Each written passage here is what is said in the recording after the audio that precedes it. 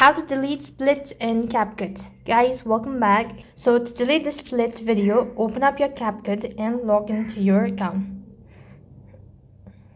Next thing, what you want to do is go to the edit section and then open up a new project, or you could just go ahead and select the old one. So now that I've already selected the video, what next I want to do is I'm going to go ahead and select the starting point of the video. So let's say this is the one. I'm going to go ahead and place the cursor right over here and click the split button. Once I've done that, now you need to go ahead and find the ending. So I'm going to go with this ending. So I'm going to go ahead and place the cursor right over here and click the split button.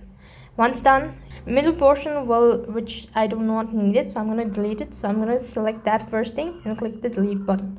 As you can see, this is how you could go ahead and delete the split. That's all for this video. I hope the video was helpful. Make sure to like, share and subscribe to our channel. Thank you for watching. See you in the next video.